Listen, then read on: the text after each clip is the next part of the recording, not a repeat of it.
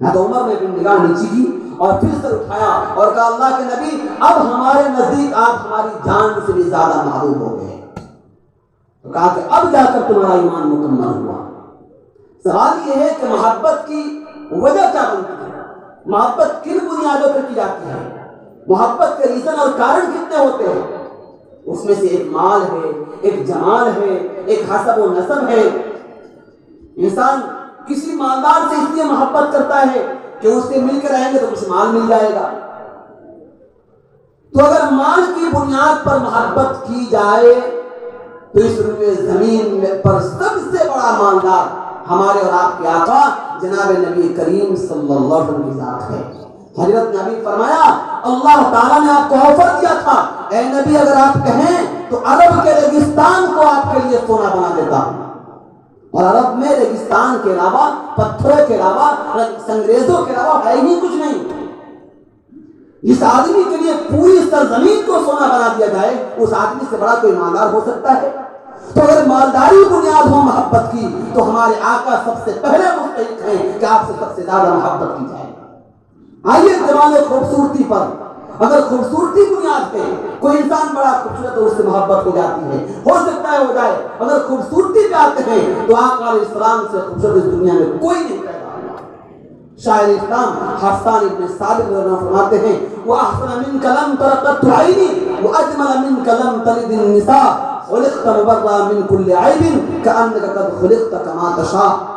حسان ابن ثابت کہتے ہیں اے میرے لاڈلے پیغمبر میری اس آنکھ نے آپ سے زیادہ خوبصورت انسان آج تک نہیں دیکھا اور کسی ماں نے آپ سے خوبصورت بچہ آج تک پیدا نہیں کیا.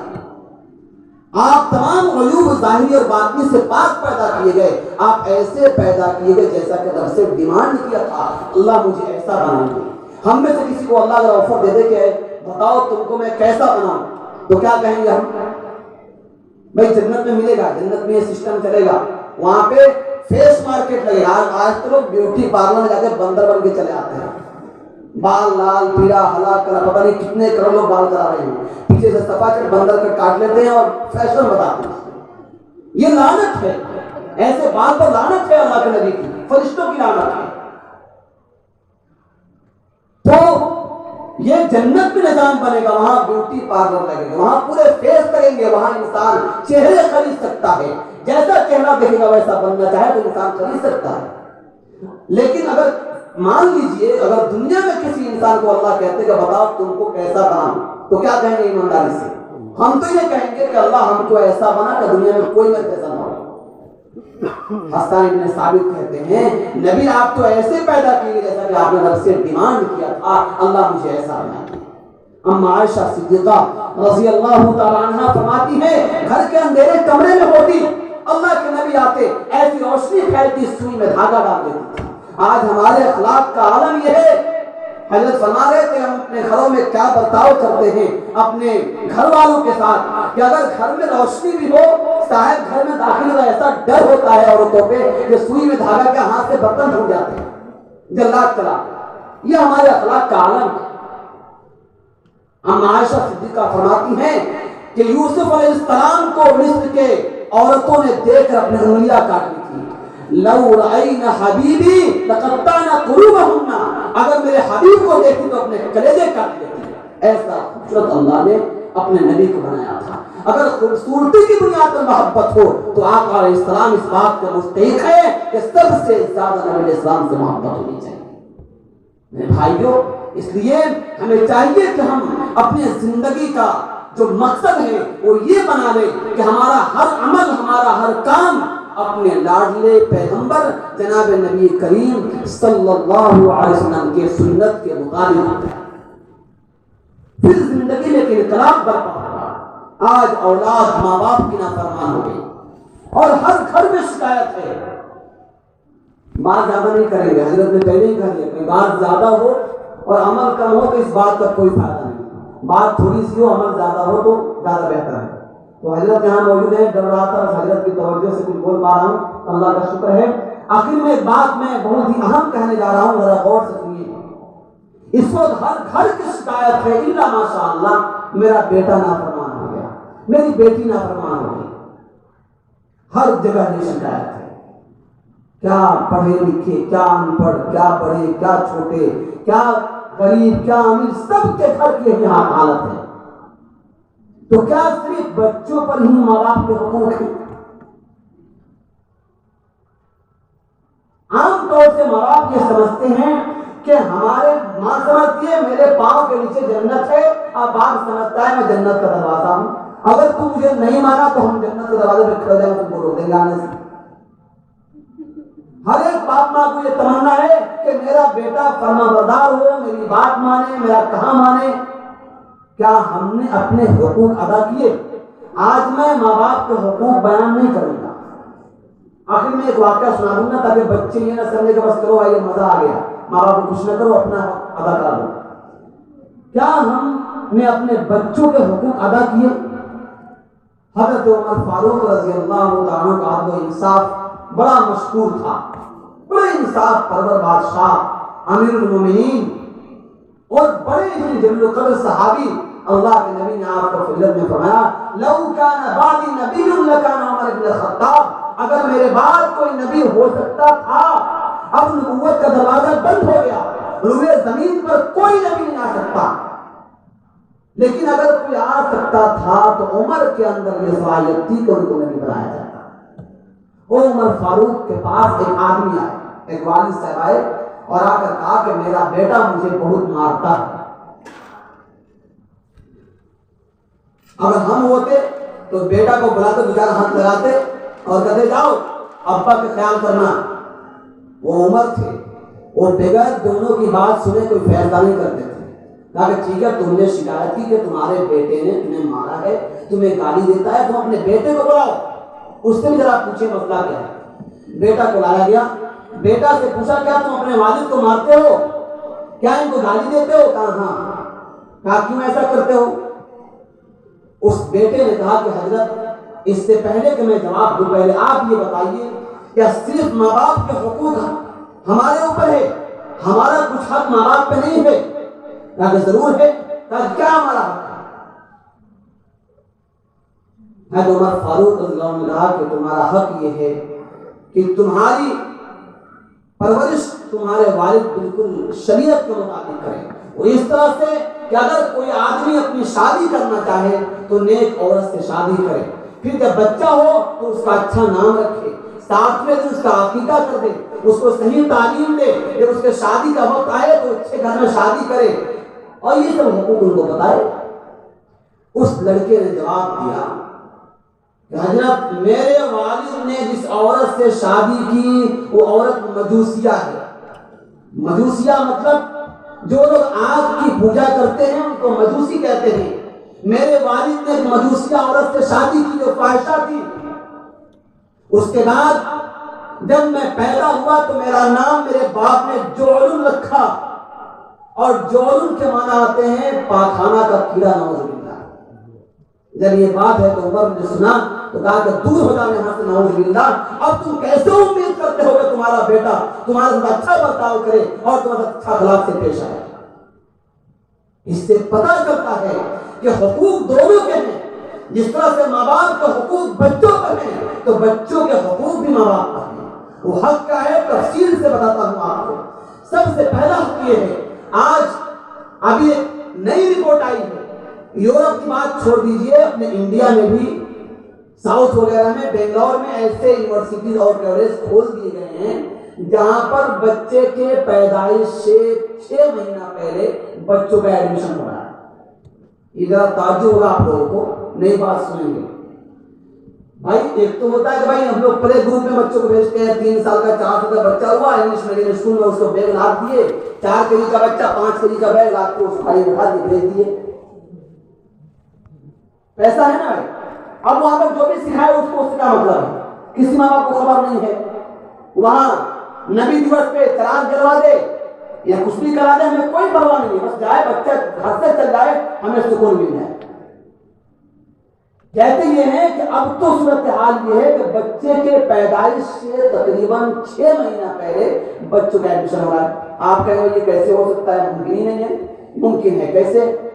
ماں کا ایڈمیشن ہوتا ہے اسکولوں میں، اس کے فیس ہے 60,000 سے لے کر 2-2 لاکھ روپے تک۔ وہ کیا ہے کہ ماں کا ایڈمیشن ہو جاتا ہے، جب ماں حمل سے ہوتی ہے تو ماں کا ایڈمیشن ہو گیا کالج میں، یونیورسٹی میں. اب ماں کا کام کیا ہے، 4 گھنٹے جائیں گے کالج میں، وہاں پر ایسے ایکٹیویٹی کیے جائیں گے. مان لیجیے کہ وہ بچہ سائنٹسٹ کا بچہ ہے، ڈاکٹر کا بچہ ہے یا کسی اور کا بچہ ہے، اور وہ آدمی چاہتا ہے کہ میرا بیٹا ڈاکٹر بنے، میرا بیٹا سائنٹسٹ بنے، میرا بیٹا فلاں بنے. تو اس یونیورسٹی میں اس کے ماں کے سامنے وہی کام کیے جائیں گے جو سائنس سے متعلق ہے، جو میڈیکل سائنس سے متعلق ہے، وہی پڑھائی کی جائے گی تاکہ وہ ماں بار بار اسی کو سنے، اسی کو دیکھے، اور اس کے ذریعے سے یہ چیز کنورٹ ہو کر اس بچے کے دماغ تک پہنچے گی اور بچہ اسی مائنڈ کا پیدا ہوگا. اور یہ بات آج کہہ رہے ہیں 1450 سال پہلے ہمارے نبی نے بتا دیا کہ تنکح المرأة لأربع لمالها ولجمالها ولحسبها ولدينها فاظفر بذات الدين تربت يداك. حضرت نے یہ حدیث سنائی آپ لوگوں کو. عورتوں سے 4 بنیاد پر شادی کی جاتی ہے، مال کی بنیاد پر، جمال کی بنیاد پر اور حسب و نسب کی بنیاد پر. ان تینوں کی کوئی اہمیت نہیں ہے. اللہ کے نبی نے کہا فاظفر بذات الدین، دیندار عورت سے شادی کر کے کامیابی حاصل کرو، کامیاب بنو. 1450 سال پہلے اس یونیورسٹی کا وجود آج آیا ہے، ہمارے نبی نے اس یونیورسٹی کا وجود دے دیا. آپ نے کہا ہے 4 مہینے نہیں بلکہ میاں بیوی بننے سے پہلے، شادی سے پہلے تربیت شروع ہو گئی کہ ایسی عورت سے شادی کرو جو عورت دیندار ہو. دیندار ہوگی قرآن مقدس کی تلاوت کرے گی، دیندار ہوگی نماز پڑھے گی، دیندار ہوگی تسبیحات پڑھے گی، دیندار ہوگی جھوٹ سے بچے گی، دیندار ہوگی غیبت سے بچے گی، دیندار ہوگی موبائل سے پرہیز کرے گی. پھر بچہ کیا ہوگا، وہ نمازی ہوگا، حافظ قرآن ہوگا، دیندار ہوگا. کیونکہ اس ماں کے گود میں پل رہا ہے بچہ جو ماں سجدے میں روتی ہے، اس ماں کے گود میں پل رہا ہے بچہ جو ماں قرآن کریم کی تلاوت کرتی ہے، اس ماں کے گود میں پل رہا ہے بچہ جو اللہ کا نام لیتی ہے. لیکن ہم نے شادی کیسے کیا؟ ہم تلاش کرتے ہیں اسکول کی پڑھی لکھی لڑکی، جہیز موٹا مل جائے چاہے وہ لڑکی آ کر گھر کو جہنم بنا دے، پوری نسل کو تباہ کر دے، منظور ہے، ہمیں جہیز ملنی چاہیے. ہم 4 ویلر پہ چلنا چاہتے ہیں، ہم بھک منگے بن کر ہی صحیح، ہم کو 4 چکر چاہیے چاہے پوری نسل تباہ ہو جائے. میرے بھائیوں اس کو سمجھیے، بہت غور سے سمجھیے کہ اللہ کے نبی نے کتنی حکمت بھری بات فرمائی کہ دیندار عورت سے شادی کرو، کیونکہ وہیں سے تمہارے نسل کی شروعات ہوگی. پھر اس کے بعد نبی نے کہا کہ جب بچے کے جب شادی ہو جائے تو اس کے بعد حلال کمائی سے اپنی بیوی کی پرورش کرو، حلال کماؤ. حدیث پاک میں آتا ہے کہ فرض نمازوں کے بعد ایک فرض کیا ہے، حلال روزی کمانا بھی فرض ہے. حلال روزی کی تلاش کرو، کیونکہ حلال روزی کھائیں گے تو اس سے ہمارے بچے کے ذہن و دماغ پر ایک اچھا اثر پڑے گا اور ہماری دعائیں قبول ہوگی. ہمارے امام صاحب نے فرمایا آپ لوگوں کو کہ آج ہمارا لقمہ حرام ہو گیا، دعائیں کہاں قبول ہوگی. بہت سی حدیث پاک میں آتا ہے کہ اگر کوئی آدمی سفر کے عالم میں ہو، دونوں ہاتھ اٹھا کر پھیلا کر دعا کرتا ہے، یا ربی میرے دعا قبول کر لے، فَأَنَّا لَهُ يُسْتَجَابُ. اس کی دعا کہاں قبول ہوگی؟ مَلْبَسُهُ حَرَامٌ وَمَأْكُلُهُ حَرَامٌ، اس کا کھانا حرام، اس کا لباس حرام. ارے نبی اللہ نے تو نبیوں کو، انبیاء علیہ السلام کو نصیحت کی، کلوا من الطیبات واعملوا صالحا، یا ایھا الرسل کلوا من الطیبات واعملوا صالحا. اے انبیاء علیہ السلام کی جماعت، حلال رزق کھائیے اور عمل صالح کیجیے. مطلب یہ ہے کہ حرام روزی کھانے والے انسان سے عمل صالح کی توقع نہیں کی جا سکتی. دوسری بات بڑھ جا رہی ہے، جلدی ختم کر دے. دوسری بات یہ ہے کہ حلال روزی کی تلاش کرے انسان، حلال روزی کھائے، اس سے اس کے بچوں پہ اچھا اثر پڑے گا، پوزیٹیو اثر پڑے گا، مثبت اثر پڑے گا، بچہ اچھا ہوگا، اس کا ذہن صاف ہوگا. جب اللہ تعالی حمل دے دے، بچے کا وجود آ جائے، تو اب جو ہے اس ماں کے لیے کچھ تربیت دی گئی کہ وہ نماز پڑھے، اللہ سے دعا کرے، سجدے میں جائے، تلاوت کرے، وغیرہ وغیرہ. پھر جب اللہ بچے کو پیدائش دے دیں تو اللہ کے نبی نے کہا کہ اس کے ایک کان میں اذان، دوسرے کان میں اس کو اقامت کر دو. یعنی پیدا ہوتے ہی اس کو بتا دو اللہ اکبر، اللہ اکبر، اللہ کے سوا کوئی معبود نہیں، اللہ سب سے بڑا ہے، اللہ سب سے بڑا ہے۔ نماز میں کامیابی پوری اس کو بچے کے ذہن میں بات ڈال دی جائے۔ اس کے بعد جب 7واں دن ہو تو اس کا عقیقہ کرے۔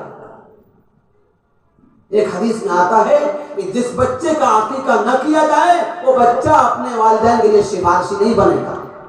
عقیقہ کرنا سنت ہے، اور عقیقہ کرنے سے ایک فائدہ یہ بھی ہے کہ بچوں پر جب مصیبت آنے والے ہوتے ہیں اللہ اس کو ٹال دے، اس کا سر گنجا کر دے، اس کے بال کے برابر سونا یا چاندی جو اللہ نے حیثیت دیا وہ صدقہ کر دے، اور اچھا سا نام رکھے۔ نام پہ بات آ گئی۔ نام کا حال یہ ہے، ہم لوگ تو فیلڈ میں ہیں، کلکتہ وغیرہ رہتے ہیں، تو پڑھے لکھے لوگ ہیں، زیادہ پڑھے لکھے لوگ ہیں، تو کیا فون آیا کہ حضرت بیٹا ہوا ہے، نام بتائیے، یونیک نام بتائیے گا۔ اب ان کو بولیے محمد رکھ دو، احمد رکھ دو، عمر رکھ دو، عبد الرحمان رکھ دو، حضرت یہ سب اولڈ نام ہو گئے، کچھ نیا نام بولیے۔ اب اس کو عدنان بتاؤ، عفان بتاؤ، حضرت یہ نام تو پڑوس میں ہے، بغل میں ہے۔ اب ایک نام کے لیے 20 منٹ 25 منٹ ایک دوست پونے سے فون کیے، اب 45 منٹ تک نام بتاتے رہے۔ اب تعلقات اچھے تھے، ساتھ میں رہے تھے، اس لیے مجبوراً برداشت کرتے رہے، لیکن جب سر سے پانی اوپر ہو گیا تو ہم نے کہا کہ بھائی کیا چاہتے ہیں؟ کہا کہ ایک یونیک نام بتائیے۔ میں ایک کام کرو، نمرود، قارون، حداد، شداد کا رکھ دو، ایک دم یونیک نام ہے، پوری دنیا میں کہیں نام تو نہیں ملے گا۔ ارے کیا بات کر رہے ہیں، کوئی نام ہے کہ اللہ کے بندے، نبی کا نام پسند نہیں تمہیں، صحابہ کا نام پسند نہیں، اللہ کا نام وہ پسند نہیں تمہیں، تو کیسا ہی نام تم کو بتائیں گے؟ ہمارے نبی نے کہا ناموں کا اثر بچوں پر پڑتا ہے۔ آج کل سنٹو، پنٹو، چنٹو، پتہ نہیں کیا کیا نام رکھتے ہیں، لا حول ولا قوت الا باللہ۔ اس لیے ہمارے نبی نے کہا عقیقہ کرو، اس کا اچھا نام رکھو، پھر اس کے بعد بچوں کو صحیح تعلیم دو۔ صحیح تعلیم کیا دو؟ اس کو 4 سال کا ہوا، 5 کلو کا بیگ لاد کے اس پہ انگلش کی کتاب رکھ کے ڈیلی ڈاگ اسی ٹکٹ کر کے بھیج دو اس کو اسکول میں، بس بات ختم۔ نہ اس کو اللہ کا پتہ، نہ رسول کا پتہ، نہ ماں کا پتہ، نہ باپ کا پتہ، اس کو ڈاگ، کیٹ، فیٹ کے معلوم بس۔ اس کا مطلب یہ نہیں ہے کہ میں کہہ رہا ہوں اپنے بچوں کو ڈاکٹر مت بنائیے، سائنٹسٹ مت بنائیے، پائلٹ مت بنائیے، انجینئر مت بنائیے، بلکہ بنائیے جو کچھ بنانا ہے بنائیے، سب سے پہلے اسے ایک انسان بنائیے، اسے مسلمان بنائیے، اسے پتہ ہونا چاہیے میرا خالق کون ہے، میرا مالک کون ہے، میرا رازق کون ہے، میرے باپ کا مقام کیا ہے، میرے نبی کون ہے، آخری نبی کون ہے، ان تمام باتوں کو اسے پتہ ہونا چاہیے۔ علامہ اقبال نے کہا تھا کہ تم چرخ پہ جھولو یا ہواؤں میں اڑو، یہ جو شعر ہے، لیکن یہ بات رہے یاد کہ تم اللہ رسول کو نہ بھولو۔ جہاں جانا ہے جاؤ، جس فیلڈ میں جانا ہے جاؤ، لیکن سب سے پہلے اس بچے کو بتایا جائے۔ اب کیا ہوتا ہے، بچے انگلش میڈیم اسکول میں گئے، کنوینٹ میں گئے، وہاں کیا سکھایا گیا اس کو؟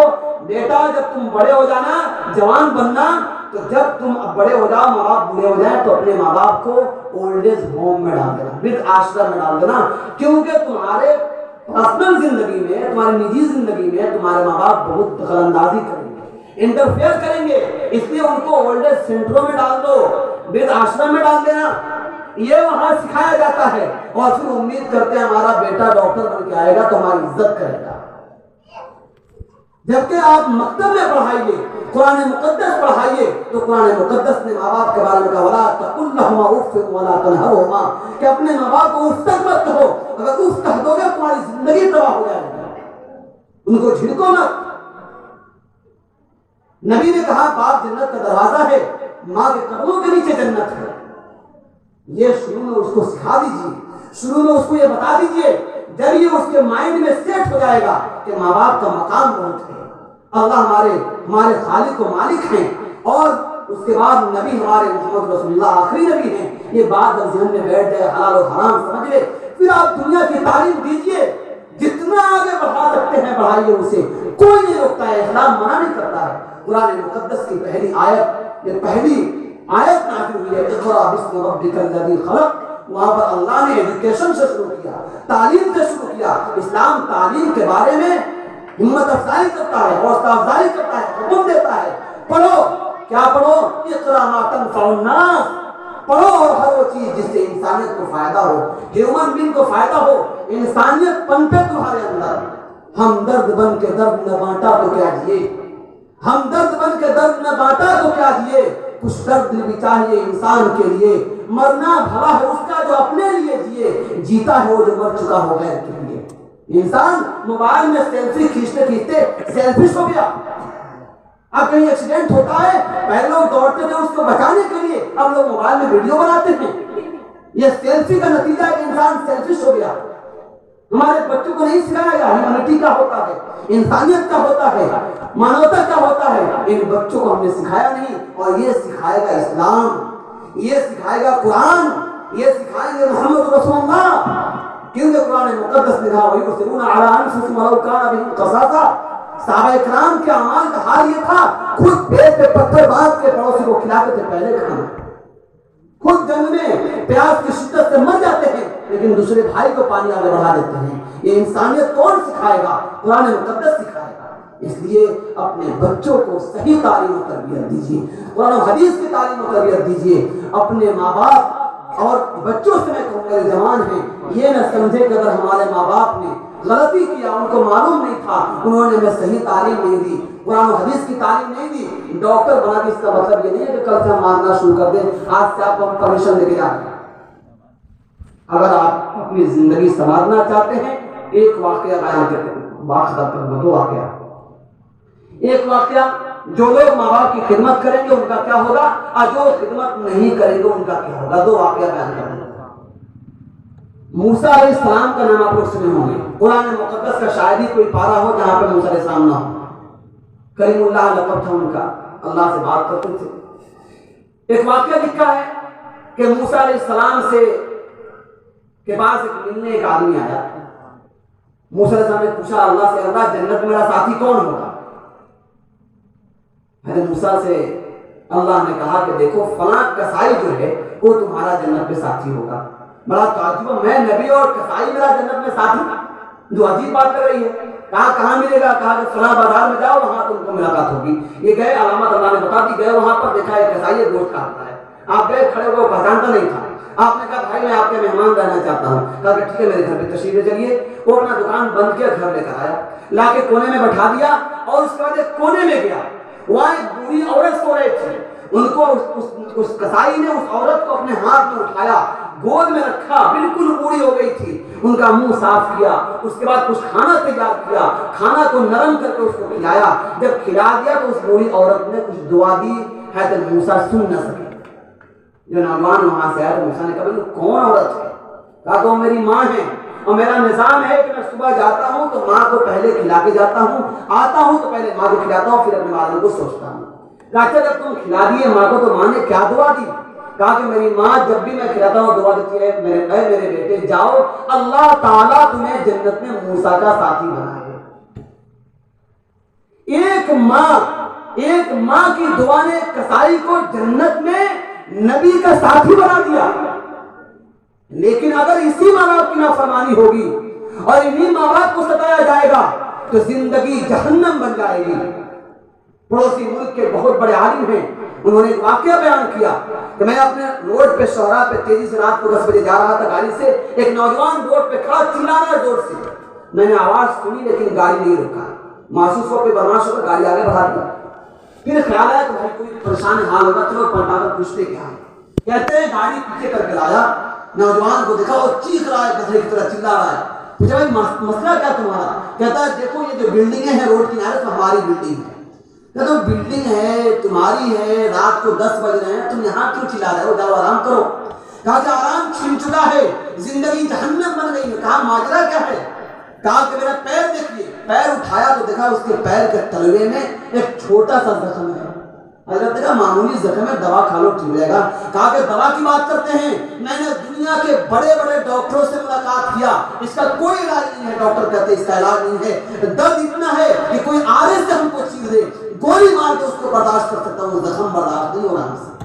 کہا کہ معاملہ ہے کیا، تم کھل کر بتاؤ۔ تو اس نوجوان نے اپنا درد بھرا واقعہ سنایا۔ نوجوانوں سنو اس بات کو ذرا غور سے۔ اس نوجوان نے کہا کہ میں بالکل چھوٹا تھا، میرے باپ کا انتقال ہو گیا، اکیلی میری ماں تھی اور میں تھا، میں آہستہ آہستہ بڑا ہوا، جب نوجوان ہو گیا جسم میں طاقت آئی، جسم میں طاقت پر ایک بات یاد آ گئی، لیکن وقت اجازت نہیں دے رہا ہے، پھر انشاءاللہ کبھی موقع میں تو بات کریں گے انشاءاللہ۔ میرے بھائیوں، انسان کے جسم میں قرآن مقدس کے 28 پارے کے پہلے آیت میں اللہ فرماتے ہیں کہ هل اتى على الانسان حين من الدهر لم يكن شيئا مذكورا، انسان پر ایک ایسا وقت بھی گزرا ہے کہ انسان کچھ بھی قابل ذکر نہیں تھا۔ ہماری اور آپ کی پیدائش کیسے ہوئی ہے سب کو پتا ہے۔ انسان کا بچہ جب پیدا ہوتا ہے تو ہم نے دیکھا اپنے گھروں میں، اب ہمارے بھی بچے ہو گئے ہیں، ہم نے بھی دیکھا بچہ پیشاب پہ ہاتھ مار کے منہ میں ڈال لیتا ہے۔ آپ کے گاؤں میں ہو سکتا ہے کہ زیادہ پڑھے لکھے بچے پیدا ہوتے ہوں تو کہیں نہیں رکھتے ویسا، میں ایسا ہے کیا؟ کسی گاؤں میں، دنیا کے کسی کونے میں چلے جائیے آپ، جو بچہ پیدا ہوتا ہے، یہ جو بچے سامنے بیٹھے سب نے یہ غلطی کی ہے، ہر بچے سے غلطی ہوتی ہے، کیونکہ اس کو پتا نہیں ہے پیشاب کون ہے پانی کون ہے۔ لیکن یہی بچہ جب اللہ اس کی زندگی بچاتا ہے، عقل آتی ہے، تھوڑی سی گویائی آتی ہے، جب بڑا ہوتا ہے پڑھا لکھا ہوتا ہے، جس اللہ نے اس کو دماغ دیا، جس اللہ نے اس کو بولنے کی طاقت دی، سمجھنے کی صلاحیت دی، اس کی خدا کی نافرمانی پہ کھڑا ہو جاتا ہے۔ اس کو یہ پتہ نہیں ہے ان اخذہ علیم شدید، اس کی پکڑ بڑی دردناک ہے۔ وہ خدا نے تمہیں طاقت دیا ہے، ایک لمحے میں تمہاری طاقت کھینچ سکتا ہے۔ سعودی عرب کے بہت بڑے عالم ہیں ڈاکٹر عائض القرنی، ان کی کتاب ہے لا تحزن، اس کتاب میں ایک واقعہ لکھے ہیں خدا کی قدرت پر۔ ایک آدمی کو پیرالائسس ہو گیا، بھاری مار دیا اس کو، ایک دم بالکل مفلوج، کچھ نہیں کر سکتا۔ اس کے گھر والے لاتے تھے روزانہ، ایک درخت کے نیچے ایسے بٹھایا تھے کرسی پہ، بیٹھا ہوا ہے، کچھ پتہ نہیں اس کو۔ ایک روز آگے بیٹھایا، اس کو رکھا ایسے، اوپر سے درخت سے ایک بچھو اترا، اس کے سر میں ڈنک مارا اور یہ آدمی کھڑا ہو گیا۔ بچھو کے ڈنک مارنے سے کیا ہونا چاہیے تھا؟ اس کی موت ہو جانی چاہیے تھی۔ اللہ رب العزت نے اس کو کھڑا کر دیا۔ پتہ یہ چلتا ہے کہ زہر میں تریاق میں زہر و خدا بن سکتا ہے۔ جس اللہ نے ماں کے پیٹ سے پیدا کر کے عقل و شعور دیا، وہ چھین کر پاگل بنا سکتا ہے، وہ گویائی چھین کے اپنی زبان کی طاقت چھین سکتا ہے۔ اس لیے اس خدا سے مت ٹکرائیے، اس کا حکموں سے عدولی مت کیجیے، کیونکہ ہماری طاقت نہیں کہ اس کی پکڑ کو برداشت کر سکے۔ اس نے نمرود، فرعون، قارون، شداد، حامان کو اس نے ہلاک کر کے عبرت کا نشان بنا کے ہمیں بتا دیا کہ ہماری کوئی طاقت نہیں ہے اللہ کے طاقت کے سامنے۔ اگر بات میں یہ بول رہا تھا کہ وہ نوجوان کہتا ہے کہ جب میں بڑا ہوا، مجھے طاقت آئی، تو میری صحبت، میرا تعلق غلط لڑکوں سے ہو گیا۔ آج کل ماحول بگاڑنے والے بہت ملیں گے۔ شاعر نے کہا یہ مسل سچ ہے کہ ہو جاتا ہے صحبت کا اثر، آدمی کیا چیز ہے تو وہ دیوار بدل جاتے ہیں۔ جیسے صحبت ملے گا انسان ویسے ہی بن جائے گا۔ تو کہتا ہے غلط صحبت مل گیا، میں شراب پینے لگا، نشہ کرنے لگا، رات کو دیر سے آتا، میری ماں میرے سر پہ ہاتھ پھیرتی، کہتی بیٹا تو اکیلا ہے، تو میرے آنکھوں کی ٹھنڈک ہے، تو جلدی آ جایا کر، تجھے دیکھتی ہوں تو سکون ملتا ہے۔ میں ماں کی باتوں کو ٹال دیتا، ایسے ہی کرتا رہا۔ ایک روز نشے میں آیا، ماں نے سمجھانے کی کوشش کی، میں نے ماں کو ایک تھپڑ مار دیا۔ جو ہی میں نے ماں کو تھپڑ مارا، میری ماں کے زبان سے آہ نکلی، دل سے آہ نکلی، اس نے کہا خدا تو اس کا بدلہ لینا۔ اس کے بعد میری ماں کا انتقال ہو گیا، اور اس کے انتقال کے بعد میرے اس پیر میں یہ پھوڑا نکلا، اس میں اتنا درد ہے کہ اگر مجھے کوئی آلہ سے چیز دے اس کو برداشت کر سکتا ہوں، یہ زخم مجھ سے برداشت نہیں ہوتا ہے۔ حضرت کہتے ہیں مجھے خیال آیا کہ اس کو لات سے مار کے گدے میں دھکیل دوں۔ میں وہاں سے چلا گیا اور میں نے یہ کہا کہ عبرت کا نشان ہے، اللہ نے بتا دیا ماں باپ کی نافرمانی کرنے والوں کا انجام کیا ہوتا ہے۔ اگر ہمارے ماں باپ نے ہمارے ساتھ اچھا معاملہ نہیں کیا ہے، ہمیں صحیح تعلیم نہیں دی ہے، تو ہمارا یہ فرض بنتا ہے ہم ماں باپ کی خدمت کر اپنی زندگی کو تابناک بنا لیں، اپنی آخرت کو سنوار لیں، دنیا کو سنوار لیں، ورنہ ہم لوگ ہلاک ہو جائیں گے، برباد ہو جائیں گے۔ الغرض بات یہاں سے چلی تھی کہ ان کنتم تحبون اللہ فاتبعونی، اگر تم اللہ سے محبت کرتے ہو تو میری اطاعت کرو۔ نبی نے کہا تھا، گویا کہ نبی کی اطاعت میں اور ساری باتوں کا خلاصہ یہ ہے کہ لاڈلے پیغمبر کی اطاعت، لاڈلے پیغمبر کے نقش قدم ہی ہمارے لیے سب سے عبرتناک ہے، سب سے عظیم ہے۔ اسی پہ عمل کر کے ہم کامیاب بن سکتے ہیں، ورنہ کامیابی کا کوئی راستہ نہیں ہے۔ جتنے راستے ہیں سب کا اینڈ ایسی جگہ ہے جہاں جا کر ہم ہلاک ہو سکتے ہیں۔ ایک ہی راستہ ہے، وہ ہے سنت کا راستہ، شریعت کا راستہ، جس پہ چل کر ہمارا